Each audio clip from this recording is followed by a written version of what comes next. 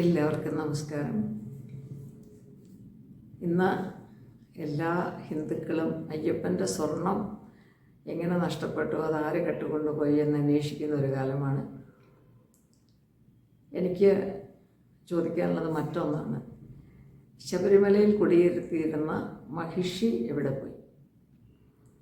അപ്പോൾ അയ്യപ്പൻ്റെ സ്വർണം പോലെ തന്നെ ഹൈന്ദവ വിശ്വാസികൾക്ക് വളരെ പ്രാധാന്യമുള്ളൊരു സങ്കല്പമാണ് മഹിഷി. മഹിഷി എന്ന് പറയുന്നത് സകല തിന്മകളുടെയും മൂർത്തിമാൻ ഭാവമാണ്. അത് മഹിഷിയുടെ പൂർവ്വജന്മം ലീല എന്ന് പറയുന്ന ഒരു മഹിളാരത്നത്തിൻ്റേതായിരുന്നു. അവർ ഒരുപാട് സൽഗുണങ്ങളുണ്ടായിരുന്നു. പക്ഷേ അവരിൽ കാമം ഒരു പരിധിക്കപ്പുറം വർദ്ധിച്ചപ്പോൾ കാമം, ക്രോധം, മോഹം, ലോഭം, അഹങ്കാരം ഇതിൻ്റെ മൂർത്തിമത് ഭാവമായി അവർ മാറുകയും അവർ ലോകത്തിന് ഉപദ്രവകാരിയായിട്ട് മാറുകയും ചെയ്തു എന്നാണ് അയ്യപ്പൻ്റെ കഥയിൽ പറയുന്നത്. അങ്ങനെയുള്ള മഹിഷി ദേവന്മാരെ വെല്ലുവിളിച്ച് സ്വർഗലോകത്ത് ചെന്ന് സ്വർഗലോകം കീഴടക്കി ദേവന്മാരെ അവിടെ നിന്ന് പുറത്താക്കി. ആ ദേവന്മാരെ കേരളത്തിൽ ശബരിമലയിലെത്തി. അവിടെ അന്ന് ഒരു സുവർണ ക്ഷേത്രമുണ്ടായിരുന്നു. മഹർഷിമാർ തപസ്സിരുന്നു എന്നാണ് പറയപ്പെടുന്നത്. പമ്പ എന്ന് പറയുന്ന പുണ്യ നദീതീരത്ത് അവർ അഭയം തേടി അവിടെ കാട്ടിൽ പുലികളായിട്ട് ഒളിച്ചു താമസിച്ചു എന്ന് അയ്യപ്പൻ്റെ കഥയിൽ പറയുന്നുണ്ട്. അപ്പോൾ ഈ മഹിഷിയെ നിഗ്രഹിക്കാൻ അയ്യപ്പൻ എന്ന് പറയുന്ന ഒരു ദിവ്യ അവതാരം ഉണ്ടാകുമെന്ന് അവരോട് മുൻകൂട്ടി തന്നെ ത്രിമൂർത്തികൾ അറിയിച്ചിട്ടുണ്ട്. അപ്പോൾ അങ്ങനെ അവർ അയ്യപ്പനെ തേടിയാണ് ഇവിടെ എത്തുന്നത്. ഇതൊക്കെ അയ്യപ്പൻ്റെ കഥയിലുള്ളത് തന്നെയാണ്. അപ്പോൾ അങ്ങനെ ഈ അവിടെ പുലിയായിട്ട് അയ്യപ്പൻ സഞ്ചരിച്ചു എന്ന് പറയുന്ന പുലി വാസ്തവത്തിൽ ഇന്ദ്രനായിരുന്നുവെന്ന് നമ്മൾ വായിക്കുന്നുണ്ട്. അപ്പോൾ ഇന്ദ്രൻ്റെ പുറത്തേറിയിട്ടാണ് പുലിപ്പാലം കൊണ്ട് അയ്യപ്പൻ ചെല്ലുന്നത് എന്ന് വളരെ വ്യക്തമായിട്ട് തന്നെ അയ്യപ്പൻ്റെ കഥയിൽ പറഞ്ഞിട്ടുള്ളതാണ്. അപ്പോൾ അങ്ങനെ ആ അയ്യപ്പൻ ഈ മഹിഷിയെ നിഗ്രഹിക്കുന്നതിനായിട്ട് സ്വർഗലോകത്ത് ചെന്ന് മഹിഷിയെ അവിടെ നിന്ന് തള്ളി ഭൂമിയിലേക്ക് വീഴ്ത്തുകയും അവളുടെ ശരീരത്തിൽ നൃത്തം ചെയ്ത് അവളുടെ എന്താ പറയുക, ശരീരത്തിൽ നിന്ന് ആത്മാവ് വേർപെടുന്നത് അത്രയും നേരം അദ്ദേഹം നർത്തനമാടി. ആ ശരീരത്തിൽ കൃഷ്ണൻ നാഗത്തിൻ്റെ പുറത്ത് നർത്തനമാടിയ പോലെ അയ്യപ്പൻ നർത്തനമാടി എന്നാണ് പറയുന്നത്. അപ്പോൾ ആ സമയത്ത് മഹിഷി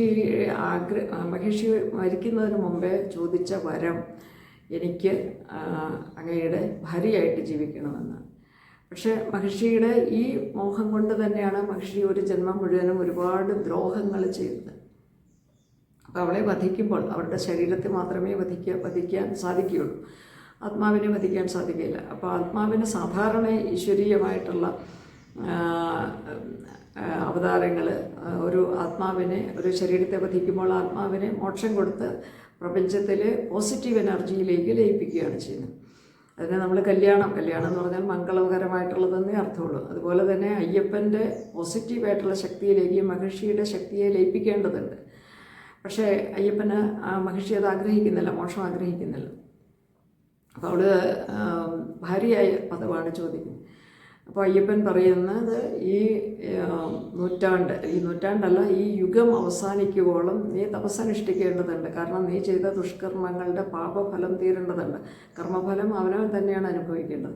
അപ്പോൾ അതിനുവേണ്ടി ഈ നിൻ്റെ ആത്മാവ് അല്ലുള്ള എല്ലാ ദുർഗുണങ്ങളും പോയിട്ട് ഈ ആത്മാവ് പാകപ്പെടണം. ഈ ആത്മാവ് പാകപ്പെട്ട് കഴിഞ്ഞാൽ അടുത്തത് മോക്ഷം എന്ന് പറയുന്ന അവസ്ഥയാണ്. ആ മോക്ഷത്തെ നമുക്ക് മംഗളകരമായിട്ടുള്ളൊരു കാര്യമാണ്. അപ്പോൾ അതിനെ വേണമെങ്കിൽ നമുക്ക് വിവാഹമെന്ന് വിശേഷിപ്പിക്കാം. അപ്പോൾ മഹിഷിക്ക് മോക്ഷം കിട്ടണമെങ്കിൽ ഈ കലിയുഗം മുഴുവൻ മഹിഷി തപസ്സനുഷ്ഠിക്കണം. ആ തപസ്സനുഷ്ഠിക്കുന്ന സ്ഥലം ആണ് മാളികപ്പുറത്ത് അമേരിക്കുന്ന സ്ഥലം എന്നാണ് എല്ലാ ഹിന്ദുക്കളും പൂർവികരിൽ നിന്ന് കേട്ടിട്ടുള്ളത്.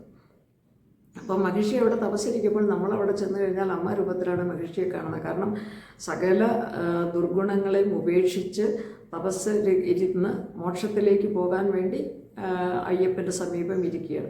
അപ്പോൾ നമ്മൾ മഞ്ചാംബിക എന്നൊക്കെ വിളിച്ചിട്ട് ദേവിയായിട്ട് തന്നെയാണ് കാണുന്നത്. കാരണം പോസിറ്റീവിലേക്ക് ട്രാൻസ്ഫോം ചെയ്തുകൊണ്ടിരിക്കുന്ന ഒരു എനർജി, നെഗറ്റീവ് എനർജി ആണ് അവിടെ കുടികൊള്ളുന്നത്. അപ്പോൾ ആ നെഗറ്റീവ് എനർജി അവിടെ ഈ യുഗം കഴിയുവോളം ഈ അയ്യപ്പൻ്റെ സമീപത്ത് തന്നെ ഇരുന്ന് ആ ആത്മാവ് പാകപ്പെടുകയും അത് പിന്നീട് മോക്ഷത്തിലേക്ക് പോവുകയും ചെയ്യേണ്ടതാണ്. അങ്ങനെയാണ് സങ്കല്പം. പക്ഷേ ഇന്നിപ്പോൾ മഹിഷി ശബരിമലയിലുണ്ടോ എന്ന് ചോദിച്ചാൽ ആർക്കും അതിനൊരു ഉത്തരമില്ല.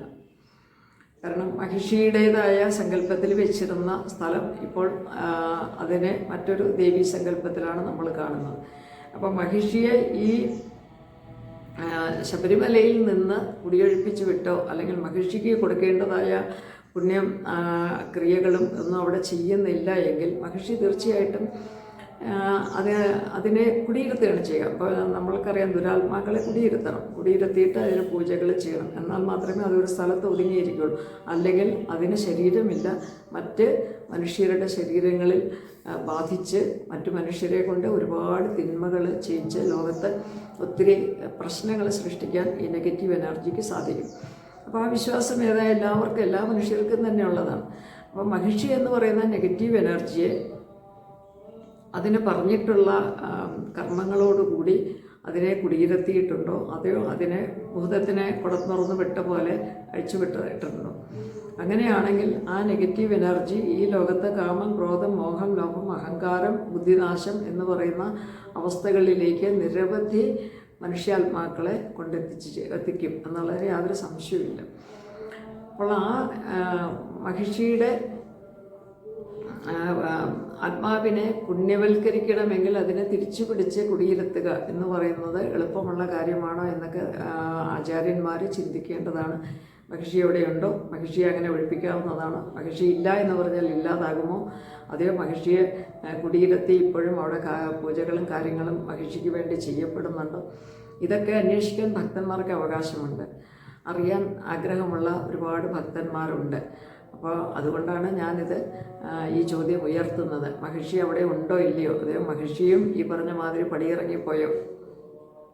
പടിയിറങ്ങിപ്പോയി എങ്കിൽ അതൊരു ദുരാത്മാവാണ്. ഈശ്വരനെ പോലെ തന്നെ ശക്തമാണ് ദുരാത്മാക്കളും. ഇരുട്ടും വെളിച്ചവും ഒരുപോലെ ശക്തരാണ്. വെളിച്ചം എപ്പോൾ മാറുന്നു അപ്പോൾ അവിടെ ഇരുട്ടാണ്. അപ്പോൾ അതേപോലെ ഈ മഹിഷി എന്ന് പറയുന്ന ദുരാത്മാവിന് സ്വാതന്ത്ര്യം കിട്ടിയിട്ടുണ്ടെങ്കിൽ ശബരിമലയിൽ ഒരുപാട് തരത്തിലുള്ള അനർത്ഥങ്ങൾ ഉണ്ടാകാനുള്ള സാധ്യതയുണ്ട്.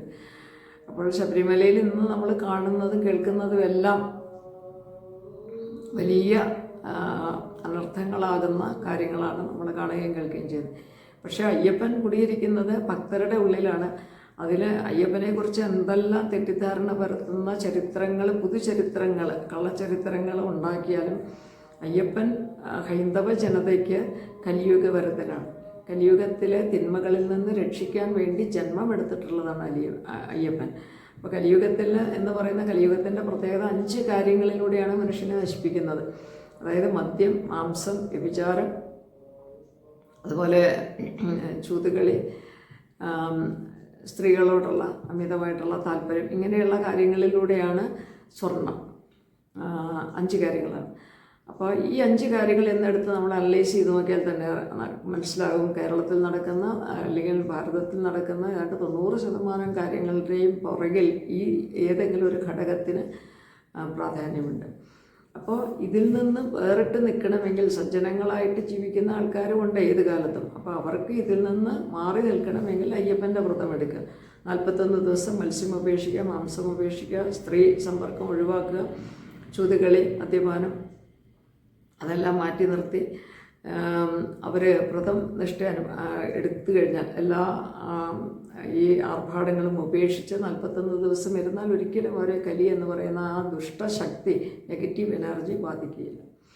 അപ്പോൾ അങ്ങനെ സംയമനത്തോടുകൂടി ക്ഷമയോടുകൂടി അവനവൻ്റെ ധർമ്മം എന്താണ് എന്ന് മനസ്സിലാക്കി അവനവൻ്റെ ബുദ്ധിയും അവനവൻ്റെ കഴിവുകളും ഇച്ഛാശക്തിയും ജ്ഞാനശക്തിയും ക്രിയാശക്തിയും ഒക്കെ ഉപയോഗിച്ചുകൊണ്ട് ഉയർന്ന തലത്തിൽ ജീവിക്കാൻ സാധിക്കണമെങ്കിൽ ഇതിനെല്ലാം നിയന്ത്രിക്കപ്പെടണം. അപ്പോൾ അതിനെ നിയന്ത്രിക്കണം, നമ്മളെക്കൊണ്ട് അത് ചെയ്യിക്കുന്ന ആ ചിട്ടയിലേക്ക് നമ്മളെ കൊണ്ടുവരുന്ന ഒരു ശക്തിയാണ് ശബരിമലയിലിരിക്കുന്നത്. അപ്പോൾ അവിടെ ഈ മഹിഷി എന്ന് പറയുന്ന നെഗറ്റീവ് എനർജിനെ കുടിയിരുത്തിയിട്ടുണ്ട്. അതിനെ ഒരു സ്ത്രീ സങ്കല്പത്തിലാണ്. കാമക്രോധ മോഹലോഭ അഹങ്കാരങ്ങൾ കൊണ്ട് ദുഷിച്ച ഒരു ശരീരവും ആ ശരീരത്തിനെ കൊണ്ട് ദുഷ്കർമ്മങ്ങൾ ചെയ്യിക്കുന്ന മൃഗീയത നിറഞ്ഞ ഒരു ശിരസ്സും. അപ്പോൾ അതുകൊണ്ടാണ് അതിനൊരു എരുമയുടെ രൂപമൊക്കെ കൊടുത്തിരിക്കുന്നത്. പക്ഷേ മനുഷ്യരൂപത്തിൽ കുമ്പുള്ള തലയോടുകൂടിയ എന്ന് പറഞ്ഞാൽ എല്ലാ അഹങ്കാരങ്ങളും എല്ലാ ദുർവ്യവഹാരങ്ങളും ദുർവിചാരങ്ങളും ഭരിക്കുന്ന ഒരു സ്ത്രീ ശരീരം. അപ്പോൾ ഇന്നത്തെ ചുറ്റുപാട് നമ്മൾ കണ്ണോടിച്ചാൽ നമുക്ക് ഇതൊക്കെ ഏകദേശം മനസ്സിലാക്കാനും കാണാനും ഒക്കെ പറ്റും. അപ്പോൾ മഹിഷി എന്ന് പറയുന്ന നെഗറ്റീവ് എനർജി മനുഷ്യനെ നശിപ്പിക്കും, സ്ത്രീകളെ പ്രത്യേകിച്ച് നശിപ്പിക്കും എന്ന് ഹിന്ദുക്കൾ വിശ്വസിക്കുന്നുണ്ട്. എങ്കിൽ ഈ മഹിഷിക്ക് എന്താണ് സംഭവിച്ചത്? മഹിഷിക്ക് ഇപ്പോഴും ആ നെഗറ്റീവ് എനർജിയെ വേണ്ട തരത്തിൽ നമ്മൾ ഒതുക്കി ഇരുത്തിയിട്ടുണ്ടോ, അതിന് വേണ്ടുന്ന കാര്യങ്ങൾ ചെയ്തിട്ടുണ്ടോ എന്നൊക്കെ നമ്മൾ ആലോചിക്കേണ്ടതാണ്. പിന്നെ മഹിഷി അയ്യപ്പനെ കല്യാണം കഴിക്കുന്ന കാര്യം, ഇവിടെ അയ്യപ്പൻ അല്ലെങ്കിൽ ഏത് ഈശ്വരീയ സങ്കല്പം എടുത്താലും ഈശ്വരൻ എന്ന് പറയുന്നത് നമുക്ക് ശക്തി രൂപങ്ങളാണ്, വ്യക്തികളല്ല. പ്രപഞ്ചത്തെ നയിക്കുന്ന, പ്രപഞ്ചത്തിൽ ഓരോരോ ധർമ്മങ്ങൾ നിർവഹിക്കുന്ന ശക്തി രൂപങ്ങളാണ്. അപ്പോൾ അയ്യപ്പനെ കല്യാണം കഴിക്കുക എന്ന് പറയുന്നത്, കല്യാണം ഞാൻ പറഞ്ഞല്ലോ മംഗളകർമ്മമാണ്. അപ്പോൾ മംഗളമായിട്ടുള്ള കാര്യമാണ്. എങ്ങനെ ഈ നെഗറ്റീവ് എനർജിയുള്ള ഈ മഹിഷി നൂറ്റാണ്ടുകൾ തപസ് ചെയ്ത് അത് പോസിറ്റീവ് എനർജിയിലേക്ക് ട്രാൻസ്ഫർ ചെയ്യണം. അവളിലുള്ള കാമം, ക്രോധം, മോഹം, ലോഭം, അഹങ്കാരം എല്ലാം നശിക്കണം. നശിച്ചു കഴിയുമ്പോൾ അതിൽ സ്നേഹവും കാരുണ്യവും ദയയും വാത്സല്യവും ഒക്കെ വളർന്നിട്ട് ഒരു മാതൃശക്തിയായിട്ട് മാറണം. അപ്പോൾ അതുകൊണ്ടാണ് നമ്മൾ അവിടെ പോയിട്ട് അതിനെ വണങ്ങുന്നത്. അപ്പോൾ അയ്യപ്പനെ കല്യാണം കഴിക്കുക എന്ന് പറഞ്ഞാൽ അത് പോസിറ്റീവ് എനർജി ആയിട്ട് മാറുക. എല്ലാ പോസിറ്റീവ് എനർജിയും നമ്മൾ ഈശ്വരീയത എന്നാണ് പറയുക. അല്ലാണ്ട് മനുഷ്യൻ കല്യാണം കഴിക്കുന്ന പോലെ കല്യാണം കഴിക്കുക എന്ന് പറയുന്ന വളരെ നിസ്സാരമായ അർത്ഥത്തിൽ ഈ പ്രപഞ്ചത്തെ നയിക്കുന്ന മഹാശക്തികളെ നമ്മൾ കാണരുത്. അത് നമ്മുടെ അല്പത്വം കൊണ്ടാണ് എന്നാണ് എനിക്ക് പറയാനുള്ളത്. എന്നാലും എല്ലാവരും ഈ ഹൈന്ദവ സംസ്കാരം പഠിച്ചിട്ടുള്ളവരും ജ്യോതിഷ വിദഗ്ധന്മാരും ദൈവപ്രശ്നം വയ്ക്കുന്നവരും എല്ലാം ഒരിക്കൽ കൂടി ചിന്തിക്കേണ്ടതുണ്ട്, മഹിഷി എവിടെ പോയി. നമസ്കാരം.